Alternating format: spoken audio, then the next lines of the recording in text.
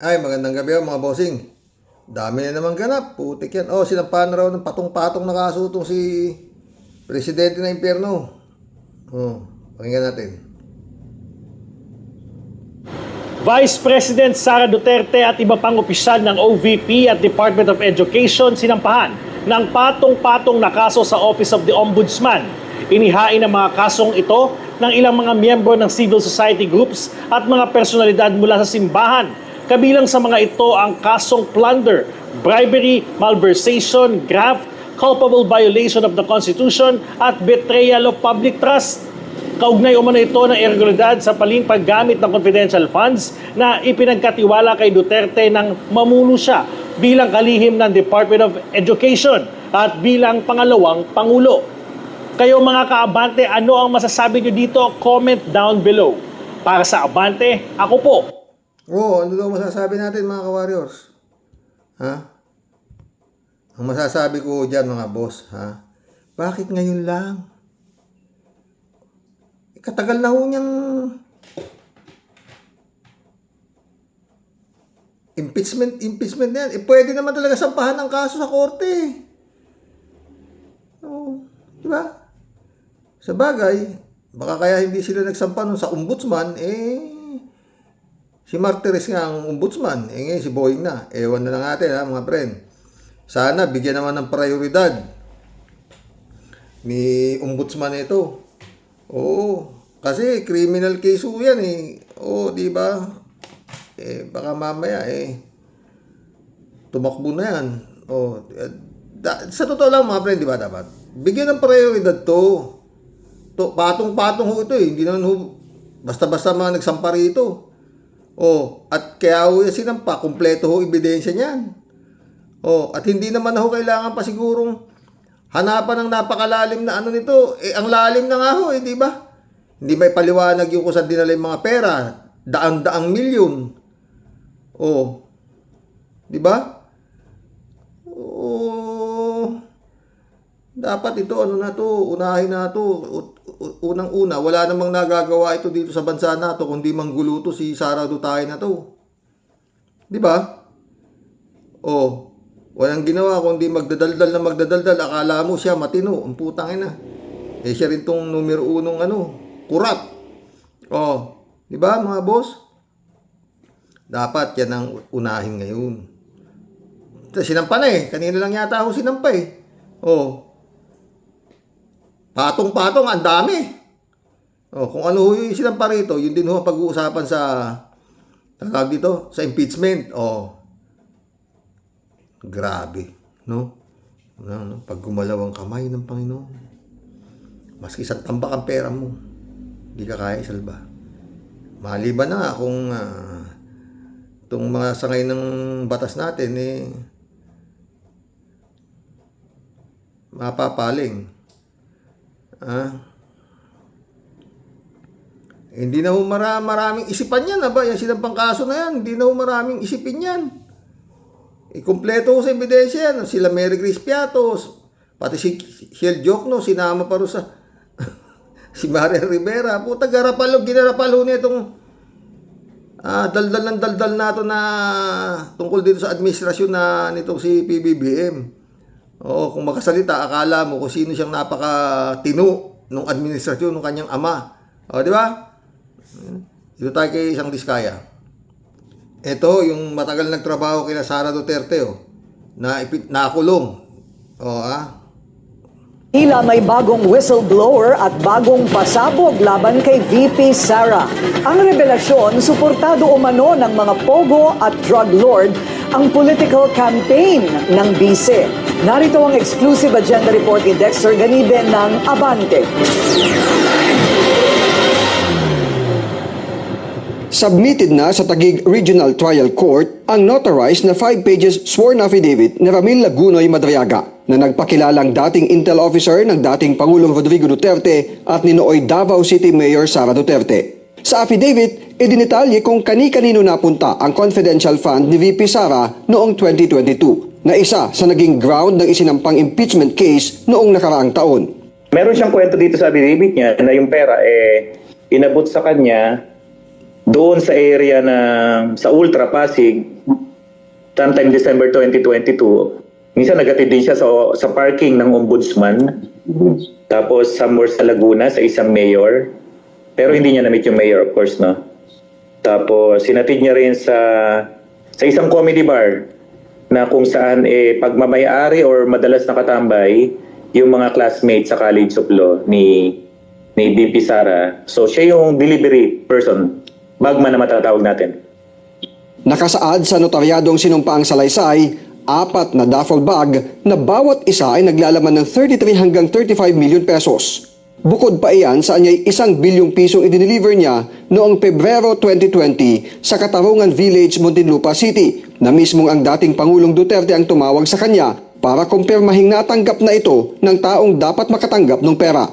Una raw siyang pinakilala sa mga Duterte noong 2016 campaign period at nang manalo ay itinalaga siya bilang counterintelligence agent sa National Security Council at tumutok sa Oplan Double Barrel. 2018 nang pinakilala siya kay nooy Davao City Mayor Sara Duterte para magbigay ng mga intel report sa kandidatura nito sa pagkapangulo. Inatasan din daw siya ng Vice Presidente para itatag ang Inday Sara Duterte is my president o Isip Pilipinas. Gamit umano ang pondo mula sa pogo at drug dealers. Katunayan na niya, ang mister mismo ng alkalde ang nag-utos sa kanya para ilabas mula sa kustudiya ng Bureau of Customs ang kontrobersyal na magnetic lifters noong 2018. Kahit ito ay naideklara ng hot items at kalaunan ay natagpo ang wala ng laman sa Cavite. Ang kwento niya sa akin is that alam niya na droga ang laman noon dahil isang Chinese ang tumawag sa kanya na isa sa kasamahan ni Michael Yang na sinabi, kontakin mo si ganito at tulungang ilabas yan. So definitely, the moment magsalita yung Chinese na yun, alam niya, drugs ang pinararating talaga. Kung hindi drugs, barrel. Kaya alam talaga niya na drugs yun. Ayon sa abogado ni Madriaga, nais niyang mailabas ang kanyang personal na nalalaman dahil sa pangamba sa kanyang buhay. Matapos umano ang ilang pagbisita sa kanya ng taong konektado sa Vice President. Nauna na rin naiulat ng kolumnistang si Ramon Tulfo ang pagbisita ni VP Sara kay Madriaga sa 10 oras ng gabi sa Camp Bagong Diwa sa Bikutan, kung saan nakakulong si Madriaga dahil sa kasong kidnapping. Ngayon anya ay alam na ang dahilan ng pagdalaw ng VP. Nakikiusap daw siya na wag nang kumibo si Madriaga tungkol sa pakikipagsabuatan ng mga Duterte sa mga pogo at drug lords. Ayon din kay Tulfo, tinulungan daw ni former Duterte spokesperson Harry Roque ang mga big-time pogo operator na magsampa ng kaso kay Madriaga.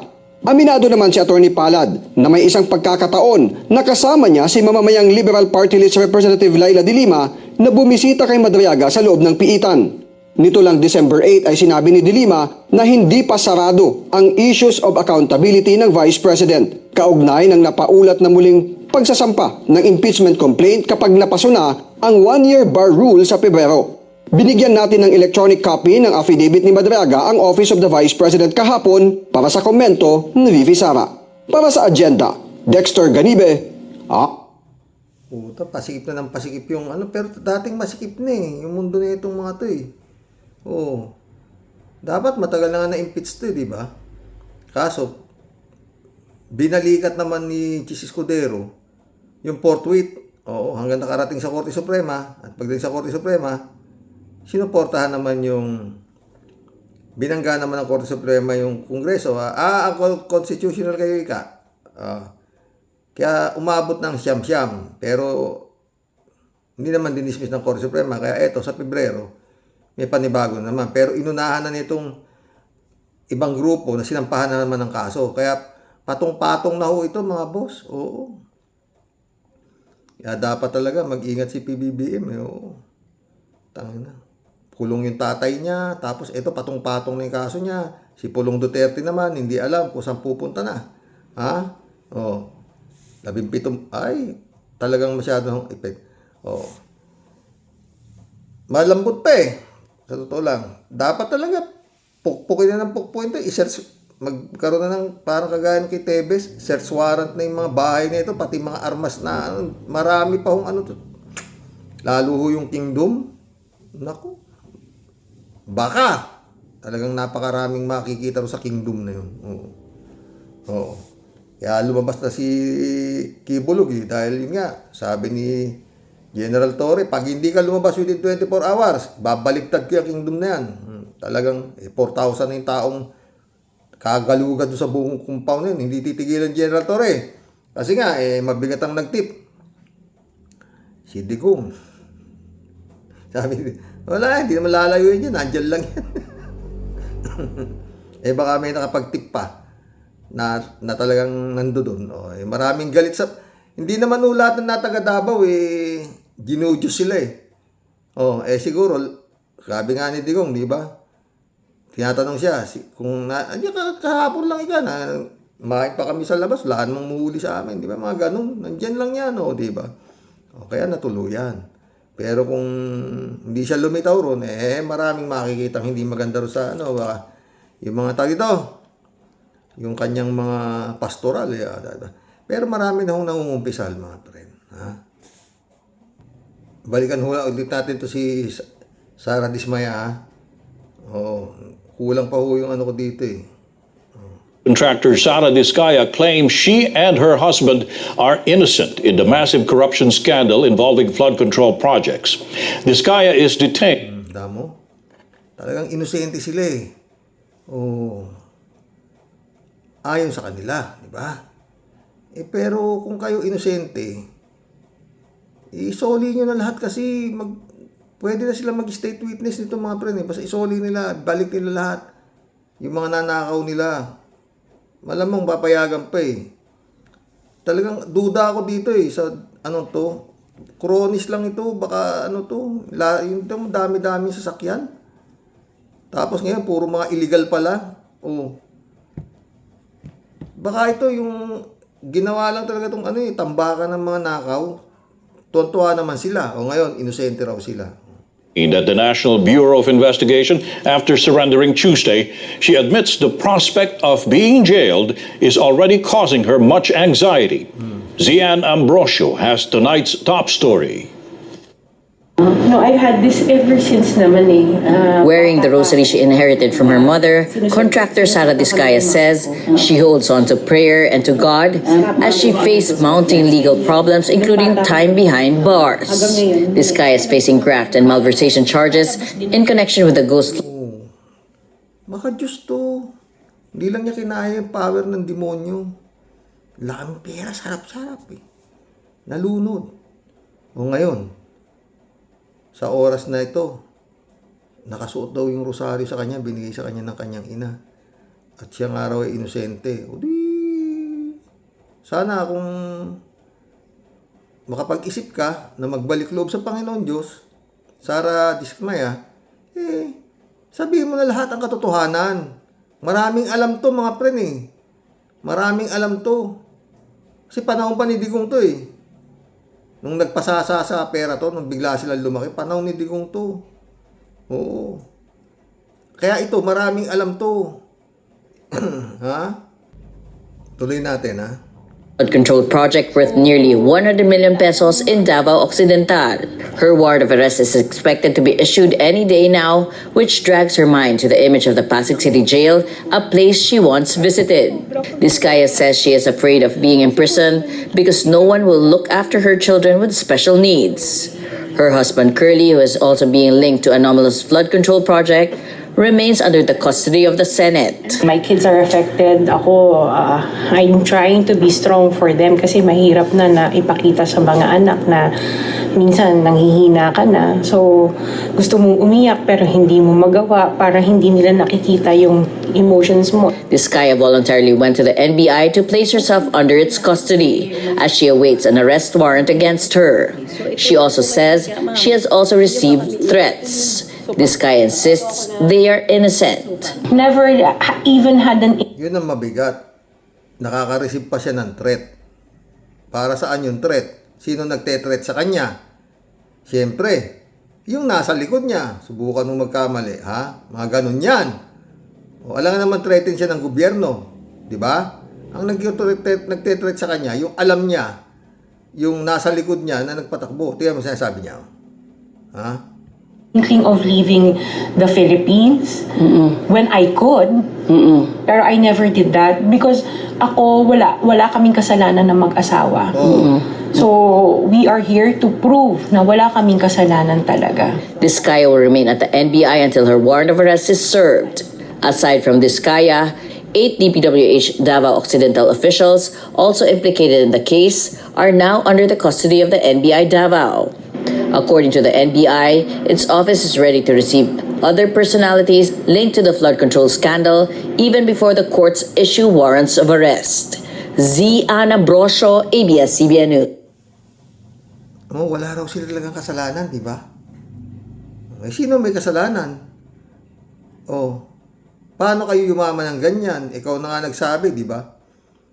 Saka kayo tumabo nung pumunta kayo sa nag-DPWH kayo, di ba? Kaya sabihin, talaga, sa totoo mga friend, kung ako nasa lugar na ito si Dismaya, sasabihin ko na lahat. Babalik loob na ako sa Panginoon. Kung na ano man siya, di ba? Kasi, lahat yan, di na niya pakikinabangan yan eh. Mga sasakyan niya, hindi na niya napakikinabangan lahat yan. Kasi, bubunuhin ito sigurado, babang buhay ito eh. Sa dami ng, sa laki ng kasalanan itong mag-asawa na to, pinakamababa to habang buhay. Parang Napoles ang labas nito. Mukhang masahol pa kay Napoles to eh. Si Napoles, ilang life imprisonment, ilang reclusion perpetua ang hatol. Patay kang Diskaya ka. Pag hindi ito na, mga friend, anong gagawin niya dapat? Para malaman talaga, ma-prove niya. Kasi, ayaw siya tanggapin na bilang witness protection program. Ayaw kasi, hindi naman tanga kasi yung mga nag-iimbestiga sa kanya na hindi bitin ang daldal niya eh. Bitil eh. Pero kung yun nga, makikipag siya sa gobyerno, siguro papayag naman ng gobyerno na lahat, babalik na ako sa dati kong pinagmulan. Makakasama ko lang yung mga anak ko. Lahat yan. Sabihin na niya, lahat yan. Mga galing sa nakaw yan. Yung ipinagpatayo namin yan, mga binili namin yan, lahat yan, hindi galing sa malinis yan. Huwag niya na sabihin galing sa legal. Wala namang legal eh. Di ba sabi ni Hernandez, Tsaka yan, may dito, yung Bongo. Yung Bongo, matagal din, naging joint venture yata ni Bongo tong Dismaya na to eh. Maraming ikukumpisal to mga friend. Sa totoo lang itong mga kampo ni Duterte, hindi nila alam na mangyayari ito eh. Na may, kala nila parating, sino nga ba mag-aakala? Nanalo yung si Sara Duterte bilang Vice President, wala, tibay tayo, di ba? Anak sa digong, di ba? Tibay. Tapos PBBM pang partner, nanalo kumbaga sa nanalo. Duterte pa rin na nanalo di ba? Dahil yun nga, sinasabi ni Duterte, kaya-kaya namin to si Bongbong na ito di ba? Parang gano'n nangyari. 100 lang ni Sara, di ba? Brad, gusto kong madatnan yung aking anak na gising pa sa Davao.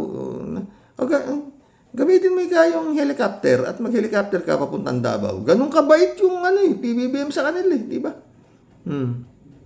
Ang nagkagulo lang, yung pinag-usapan. Siguro, yun nga pinag-usapan na nabago lahat, kaya nataranta sila. Biglang ayaw ni PBBM sa West Philippine Sea, hindi siyang ayaw sa gustuhan ng ama niya na ibigay na yung isuko na, gawing probinsya yung Pilipinas.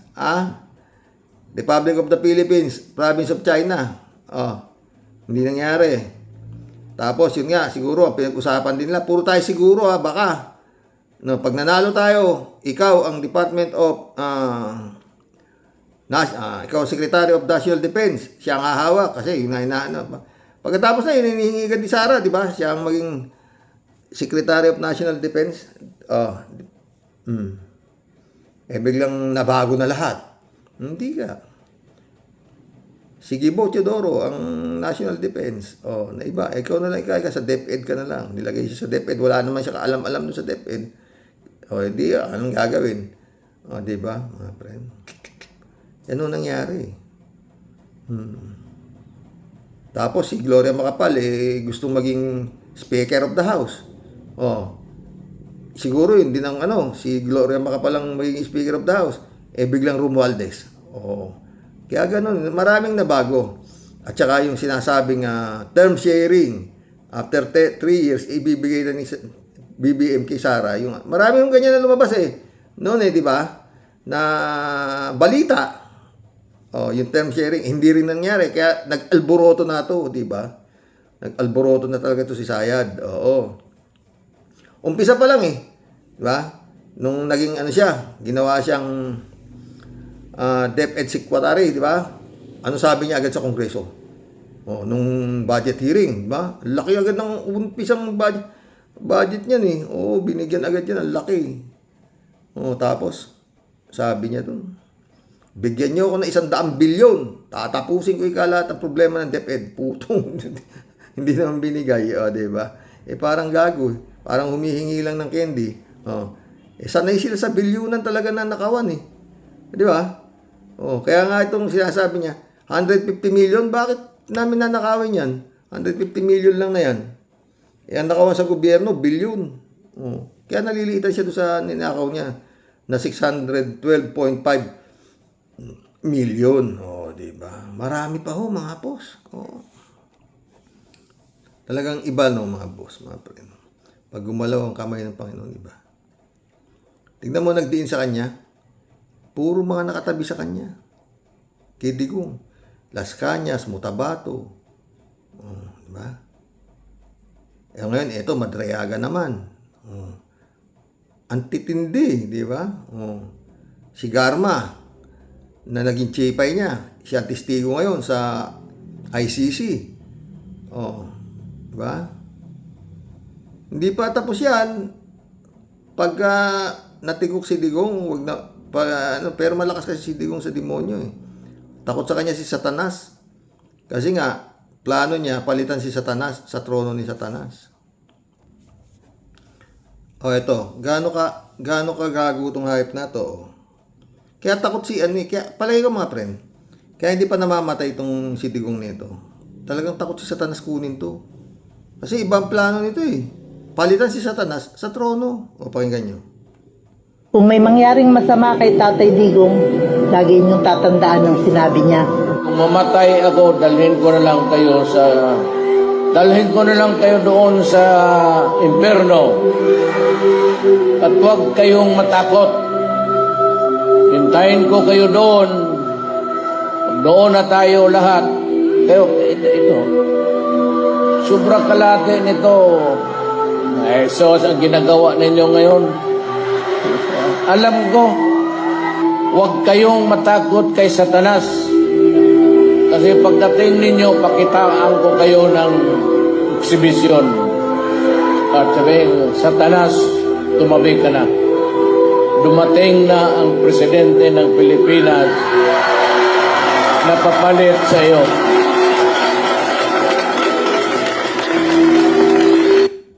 Palakpakan pa yung mga walang Kaya pinapalakpakan niyang putangin ng speech yan.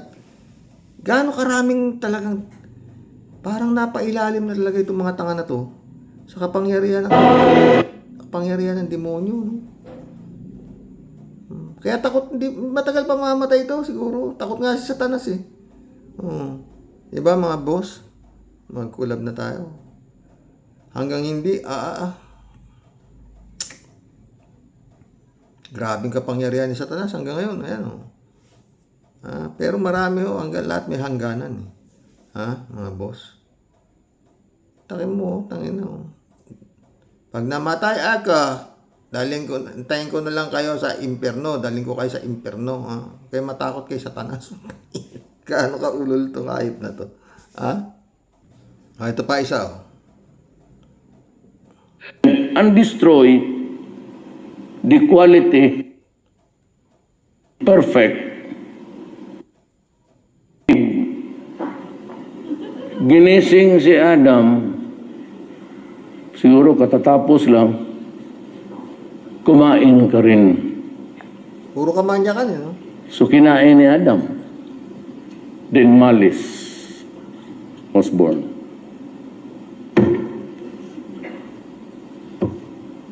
Who is this stupid God? talaga itong putang kung ganun?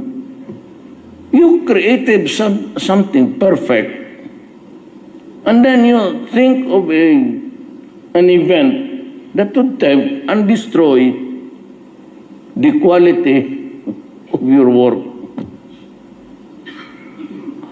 How can you rationalize a God? Tapos si Eve, ginising si Adam, siguro katatapos lang, Nantakin nyo mga boss, no? Paano, putangin na, ano yan ha? Anong koneksyon nung mga pagdadaldal na itong putangin na ito sa hanap buhay niya bilang Pangulo ng Pilipinas? Diyos, Katoliko, lahat. Walang binabasa yan ha? Ibig sabihin, laman lang ng utak niya. Yung kademonyohan lang ng utak niya, ang kanyang sinasabi. Pinapalakpakan naman ng mga kampundin niya. Oh. Di ba? Utangin na. Dapat pero hindi pa siguro mamatay itong hype na to. Hindi nga, takot si Satanas sa kanya. Palalayasin daw niya si Satanas sa trono eh. O, di ba? Sabi niya, Satanas, mais ka dyan. Andito na yung presidente ng Pilipinas. Magkulab na tayo mga boss. Masakit. High blood din lang tayo. O, ito yung anak ko. Kapag kami ay magkausap doon sa detention unit, sinasabi niya lagi, nagpapasalamat siya sa mga dasal ninyo.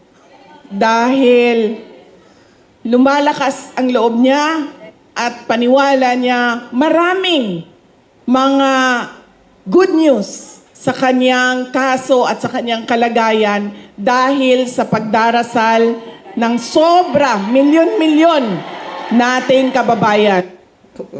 Good news daw yung mga ano sa kaso niya. Lahat nga ng apela nung abogado niya denied. Good news pa ba yun? Oh. Milyon-milyon daw dasal ng mga kababayan. Oh. Paano papatulan ng dasal ng nagdadasal dyan? Demonyo tatay mo. Pinapaabot niya ang pagpapasalamat niya sa inyong lahat. Kapag kami ay magkausap doon sa detention unit, Kaya nagka kami. Parang sign ng ano yan sinasabi niya lagi, nagpapasalamat siya sa mga dasal ninyo. Dahil Huwag na, tama na yan. Dasal ninyo, hindi na pinapakinggan ng yung dasal na yan. Wala. Oo. Kulab na tayo mga bossing, umaambon na Librado Ludovico, shout out. Blessed morning, Karox, and to all warriors watching from Edmonton, Alberta, Canada. God bless po. Stay safe and healthy. Ha? Talaga lang nadamay. Nadamay Islam mo na alam mo ng labag sa batas. Yung pinasok mo at ng iba pang magnanakaw ng salapi ng bayan. Dapat para patas ang laban, may makulong na malaking tao. You deserve that. You deserve that. Ikanta mo na lahat. O, di ba? Ganun nga lang yun. Mario Canla, shout out. That's price too high to pay. A lesson to learn. Minimize your greed. Totoo yun. Di ba? 3J Hope, shout out. Dito siya, pagod daw siya kahapon sa kakapasyal. Ayan. Hindi nga sapat yung parusa considering sa ilang taong bahala na pinagdaanan ng taong bayan. Ilang daan ang mga natepok. Ilang daang tao ang nawala ng buhay, ng bahay, ng kabuhayan. Mahigit 6 na taon. Biruin mo yan, 6 na taong baha ang dinanas ng mga Pilipino. Hindi sapat yung parusa na yan. Totoo yan, friend. Michelle, Edwin, Mike, shout out, my friend. Ha? Eddie Luna, shout out Hi, hello Karox, magandang araw sa iyo. O gabi man para sa akin, hindi ako dapat maawa sa mga taong mayabang na magnanakaw pa. Okay lang siyang makulong ng habang buhay. Nagpakasasa naman siya. sa mga grabing luho sa buhay. Bakit di mo sabihin kung sinong bumahawak sa'yo yun? Tapos sasabihin mo, nadamay ka lang. Lokohin mo ang mga senador. Huwag kami ni Karox at mga ka-warriors. Yan dapat sa'yo. Magtiis ka. Salamat, Karox, sabi niya. O kaya nga, pero yun nga, kung magbabalik loob ka sa Panginoon, Sara Dismaya, balik mo lahat. Bumalik ka sa dati mong pamumuhay. Hindi yung akala mo, nahilo ka eh. Di luna ulit oh. Ngayon, iiyak-iyak ka dyan sa custody ng NBI, pero nung nagyayabang ka kay Corina, aabot sa batok mo, ang buka ng bibig mo sa pagtawa. Huwag mong lukuhin ang mga kawawang Pilipino na pinagnakawan ninyo. Dapat siya doon ikulong sa city jail. Wala, doon ang punta niya para imahe ka ni Kaperyong at Dagul. Siguradong tanggal yung nunal mo. Salamat, Karox. Di Luna, Australia. Oh. Marilu Pabianak, shout out Good evening po tayo sa mga ka-warriors. Bilang isang nanay, may nararamdaman po akong kurot sa puso. Kasi talagang mahirap mapalayo sa anak. Pero kasi may nagawa kang mali, Miss Sara. Mahirap talaga na malagay siya sa ganyang sitwasyon. Magsisiman siya, huli na. Mapagbabayaran ang lahat ng nagawa nilang mali. At may mga nadamay pa sa ginawa nila. Dapat nga po ikanta na niya yung mga gumamit sa kanila at gumawa ng illegal na tukso sa tawag na salapi, pagiging materialistic. God bless as always. Tama ka dyan, naka. May nag-reply. Kasi 3JC Hope na naman, oh. Yun nga nanay tayo. Ang simpatya natin doon sa mga nanay na nawalan ng anak dahil nalunod sa baha. Mga nanay na nawalan ng bahay dahil inanod ng baha. Mga nanay na nawalan ng kabuhayan dahil sa baha. Paano ka maawa dito kay Sara Dismaya? Kung sakaling makulong nga siya ang sarap ng buhay ng mga anak niya kahit pa may ADHD mga anak niya. Malalaki na mga anak niya at kaya nang mabuhay on their own. Paano naman yung mga nanay ng biktima niya? Totoo yan, friend. Yun nga Pero Friend Jane, kung sakasakali nga na makikipag-usap siya sa gobyerno. Tanong ko sa iyo at sasabihin niya na babalik ako sa dati kong pinagmulan. Lahat ng mga napundar ko sa pagnanakaw ay isosoli ko sa gobyerno. Huwag lang ako malayo sa aking mga anak at ako'y magbabalik loob na sa Panginoon. O, tanggap mo na yun. Ha? Ako, tanggap ko na yun kung gagawin niya yun. Turo niya na lahat. Kagaya nung ginawa nito si Madriaga, tinuturo niya na lahat. Kagaya nung ginawa nila Las Cañas, Mutabato, o di ba? Ginawa ni Dondon Patigongan, o di ba? Sabihin na nila lahat. Siguro payag ka na niyan, friend Jing. Di Luna, Karox. Lahat ng sobrang kasamaan diyan lahat ng sobrang kasamaan diyan sa Pinas, hindi na yan mawawala hangga't walang batas na death penalty o kaya firing squad, kasi kahit pamakulong ang mga yan, pag ang nakaupo sa kapangyarihan ay kaalyado nila, labas din agad sa kulungan ang mga hayop na yan. Pwede, no? Pero bakit si hindi niya ito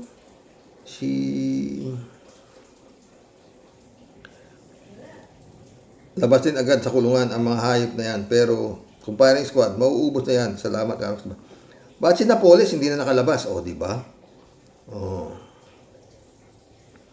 Hindi Luna ulit, Karox.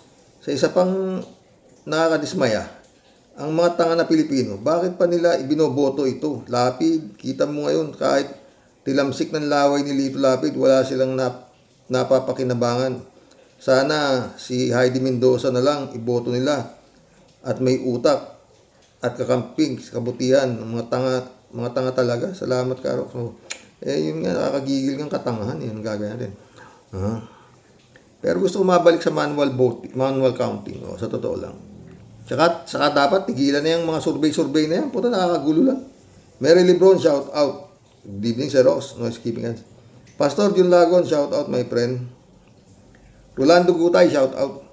Bilyon-bilyon na nakulimbat nila dahil sa Ghost Project at milyon-milyon ang mga nabiktima. Meron pang mga namatay. Dapat sa mga biktima tayo maawa. Pa-PR lang yung ginagawa niya. Totoo. DJ Shopper, yan nga sinasabi ko, sabi niyo. Shirley J. Sir, shout out ha. Nasa huli talaga pagsisisi. Alam naman niya kay Rox na masama ang magkamal ng pera sa hindi mo pinaghirapan. Tapos iiyak-iyak ka. Halos yung buong lugar doon sa kanila para silang hari at reyna. Kung ang mga diskaya ganyan kayaman, paano pa kaya ang mga Duterte at mga kasamahan nila? Kawawang mamaya ng Pilipinas. Totoo yan, Shirley ka ha. David Alin Mendoza, shout out.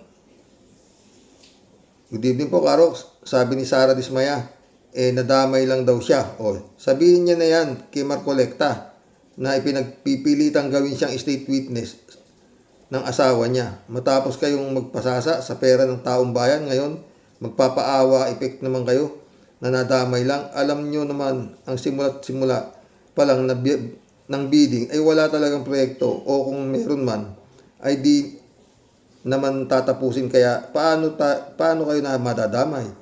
Kaya nga tama talaga sinasabi ng Biblia sa Mateo 23:12 na ang nagpapatakas ay ang nagpapakataas ay ibinababa ng Diyos at ang nagpapakababa ay tinataas ng Diyos. Amen. Nagyabang sila kasi kaya hayan, binabawi na ang lahat ng nasa itaas. Totoo yan, David. Ha? David ulit, oh. Karox, lahat naman po ng mga akusado ng flood control project ay walang kasalanan. Totoo, di ba? Shirley J. Sir ulit, oh. Wala na. Nasiraan na ng ulo talaga si Butanding. Totoo. Ha? David ulit, oh. Hindi po maiisip ni Sara Dismaya na paano na ang mga anak niya kapag nakulong silang mag-asawa. Ogag ka pala eh. Dapat naisip mo na yan bago niyo pinasok ang maanumalyang transaksyon ng flood control project. Tapos ngayon, papaano na ang pamilya ko? Sino ang uululin niyo? Gunggong. Ikaw naman, David. Hindi nga nila alam eh. Akala nila wala nang katapusan eh, di ba?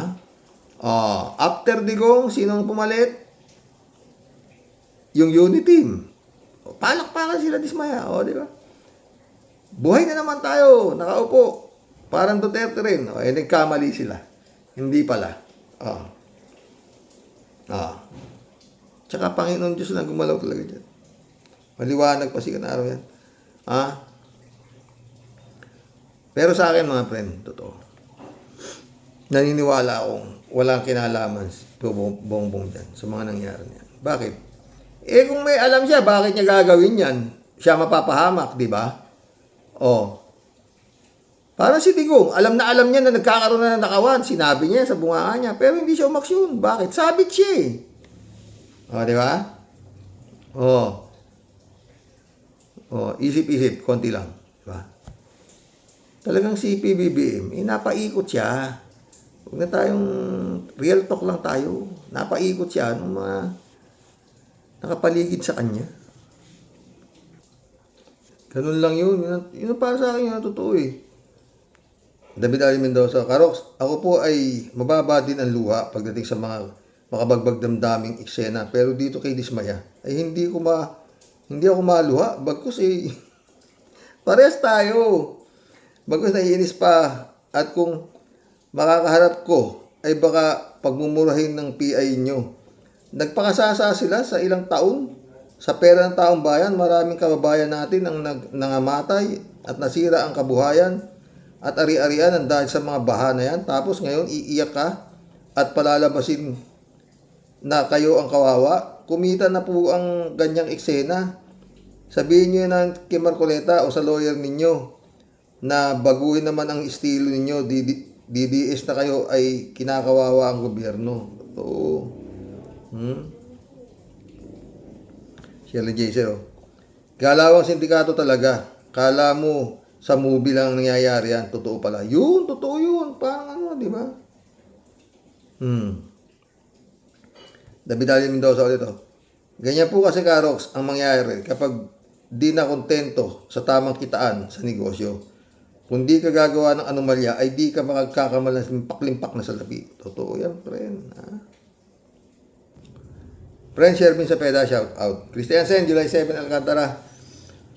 Analisa Polinar, shout out mga bossing, ha? Sabi ni Friend Shervin. Sa napakahiwagang katanungan mo po, Sir Rox, tungkol kay Dismaya. Abay, dapat po, Sir Rox, naisip niya po lahat yan. Nung umpisa pa lang, na sila po nagkakamal ng kutakot-takot, nanakaw sa kabanang po ng bayan. Ano po, masyado po silang nasilaw sa pagkagahaman at nakalimutan po nilang may Diyos. May Diyos po. Tayo na ang nagmamasid. May Diyos po na tayo na nagmamasid. At hahayaan ka po niyan na piliin ang tama o mali. Sa bandang huli, magpapahamak sa'yo. Diba, sir? Sinabi mo pa. Samantalang nung kasalukuyang payabang ka sa pagpapainggit at pagpaparangya ng napakagarbo mong mga gamit at sasakyan. Naisip mo ba na may sakit ang anak mo? Naisip mo ba ang karma di ba hindi? Tas ngayon, nangungonsensya ka pa? Gusto mo pang palabasin? Ikaw ang biktima lang? Naku, madam. Tiyadeli ka. Sabihin mo yan sa bulaklak ng katuray. No? Di kami tinatabla ng drama mo, okay? Sa umpisa pa lang, alam mo na ng mali, di ba? Habang kayo nagpapakalunod sa saya. Kala nyo wala ng katapusan. Madami kayong nilunod na kababayan ninyo at binawian ng buhay. Mga bahay na inanod ng baha samantalang kayo lunod na lunod kayo sa pagpapasarap at pagnanakaw. Kaya kung saan man ang ending ninyo ngayon na itong mahal na lover boy mo, kayo ang gumawa niyan para sa sarili ninyo. Mga pesting yawa. Tia Deli, bumana naman. Yan ang napala ninyo. Kaya mabuti sa inyo. Magsama-sama kayong lahat sa kulungan, mga leche, mga buwisit, kinam, walang awa dapat.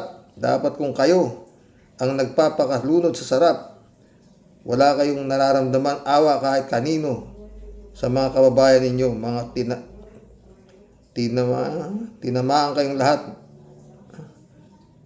Mga timawa kayong lahat. Kaya mabuti sa inyo. Mga leche, kinam.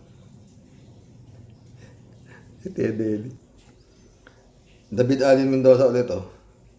Karox, naalala ko pa nung tinanong ni Curly Discaya kung gaano sila kayaman. Ang sagot po ay kasing yaman na ng Bilyonaryo News Channel.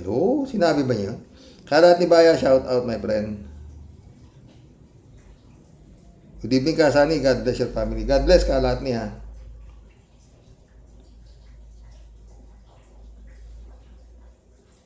David Ali Mendoza ulit. Karox, nabudol po ni Duterte ang Pilipinas noong 2016 election.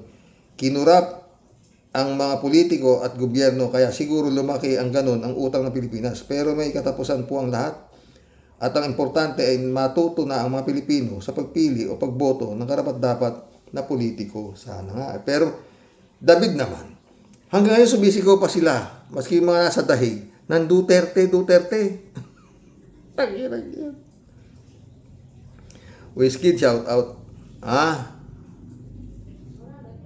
Nope. Laking pera hinakot niya from government, from as taxpayer. Tapos ngayon, awa. Wala.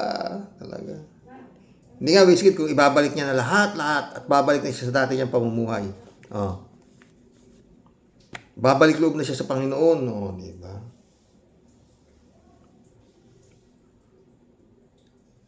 Wizkid, yung maleta, Louis Vuitton. Laman ukay damit.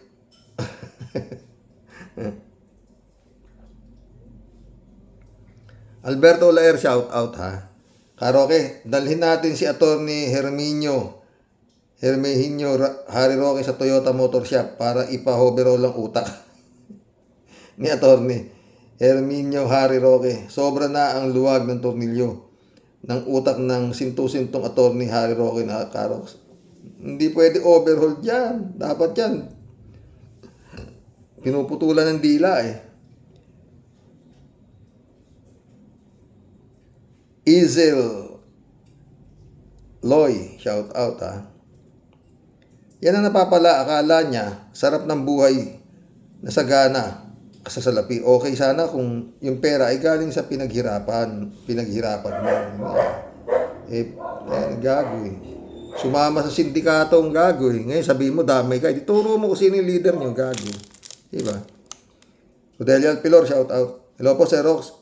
O nga po sir, bilang ina, nakakaawa din siya. Kaso, sana inisip niya nung kasalukuyang sila yung nagpupunyagi. Kasalanan din niya naging gahaman siya sa pera ng taong bayan. Ni ayaw nilang magsabi ng totoo kung sino ang pinakapinuno nilang mga mag-asawa. Ha? Diba? May pagkasinungaling pa sir, diba? Bahala na ang Diyos sa mga ganyang tao. Nagpagamit sila sa tinatamasa nila. Kaya magdusa kayo. Magdusa kayo ngayon lahat na magnanakaw. Ingat palagi tayong lahat. God bless us all po. God bless Rodelia. Joselito Mabait, shout out.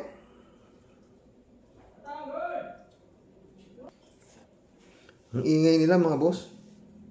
Eddie Luna, shout out. Ay shout out ko na pala. Kayong mga dismaya, kayong mga diskaya, nagpapaawa ipe kayo ngayon. Ngayon na nasa bingit na kayo ng kamatayan ninyo. Nagpapaawa kayo, katwiran mo, mga anak mo, kayo ba naawa sa mga nilunod na inyo sa baha? Dapat noon pa inisip nyo na dapat ayusin ninyo ang trabaho nyo kasi kung hindi malulusutan ng malaking baha ang kawawa ng mga tao. Na inisip ba ninyo yan? Sagot, hampasin ko pa kayo ng ulo nyo, mahayop kayo. Salamat Karos at mabuhay lagi. Wala, sindikato talaga. Alam mo, ginawa talaga dito si Digong. Ginawang malaki sindikato itong itong Pilipinas, nung siya naupo puta yun. Diluna ulit ito, Karos. Ang bunganga nitong si Baklitang Roque, talo pa ang bunganga ng demonyo. Wala namang pinagngangawa kundi para sa amo niyang demonyo. Akala ko na stroke na itong bakla na yan. Bakit buhay pa? Alam Baklang Roque, kaya maraming tao na galit sa'yo. Wala ka nang ginagawa kundi ipagtanggol mo ang mga taong masasama na nagpapahirap sa mga ordinaryo Pilipino. Sana sa kanila ka kumampi, hindi sa mga nagnanakaw at mamatay tao. Kaso wala na talagang malasado na din ang utak mo. Umuwi ka na at harapin mo ang kaso mo. Salamat Karo at mabuhay lagi. Di ba? Wala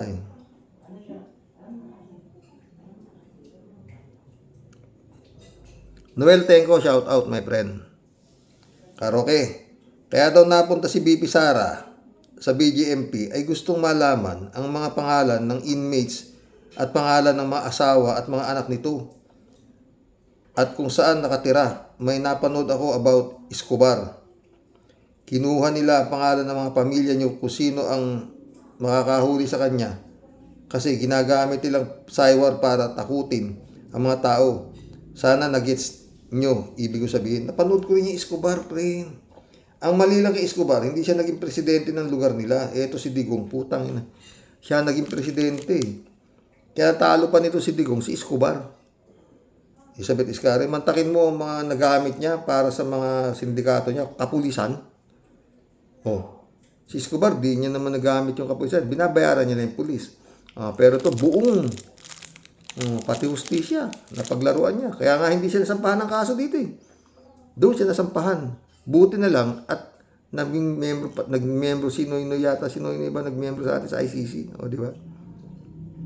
Hindi, patay.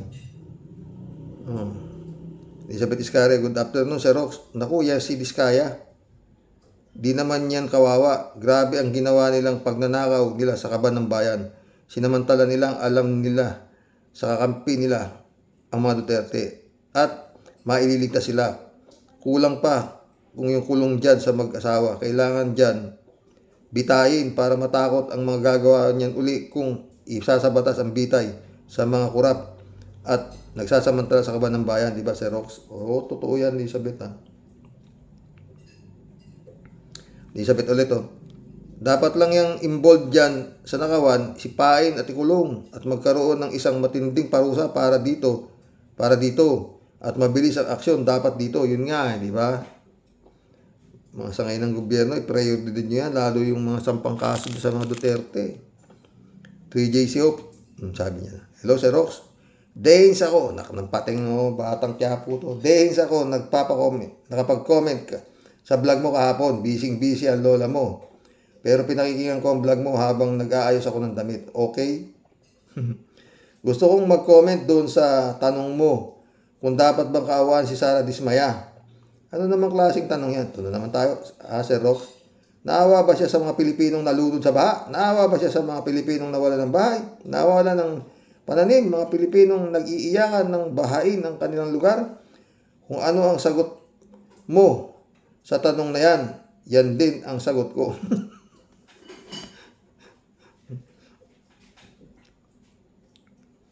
DJ Shop ulit to. Teka, bakit naman ganyan ang tanong mo, Sir Rox? Nakaka-open ka naman. Karapat dapat bang yan tanong na yan? Madre mia, Pedrito. Tayo dyan. Kung naawa yung babaeng yan sa mga anak niya, at least, ang mga anak niya may masasarap na pagkain kahit sila na makakulong. Malambot ang kamang tutulugan. May magandang damit, may bahay, sisilungan. Aber, yung mga binaha, naawa ba ang babaeng ito? Ang kapal ng face. Yun nga. Pero, yun ang tanong ko, 3J Shop ka. Babalik siya sa dating pinanggalingan nila at ibibigay nila lahat ng kanilang nakaw. At sasabihin niya lahat ang totoo. Maraming ikakanta to. O, di payag ka na. Kung ako, payag na ako pag gagawin niya yan. Balik siya doon sa dating pamumuhay nila. O, di ba? 3J Shop ulit oh. Nagdadrama ang reyna ng flood control scam para kaawaan pero sa loob-loob niya, manigas kayo. Di ko isosoli ang datong. Pag nahuli, kung todo drama, payak-iyak like bato and kimo. Ang mga Pilipino naman, nagpapauto, lalo na kay Bong Revilla, konting budot lang, binoto na. Totoo. Sinoli ba yung milyon piso na pinasawsaw sa kanya sa korte? Siyempre, hindi. Ano siya? Hilo, di ba? Adorasyon de Maranan, shout out. Dolor Garcia, Penami Bingson, shout out. Brother Eli Asisio, oops, mission accomplished mga boss. Oo, sana nagustuhan niyo yung vlog natin. Oo, ang dami natin pagkwentuhan, di ba? Ay nako. Lahat may katapusan. Hindi araw-araw Pasko, di ba? Pasko, malapit na Pasko mga friend. Ilang araw na lang, simbang gabi na. Ay, baka pwede naman ako mamasko sa inyo. Magandang gabi po mga boss. Good night. God bless.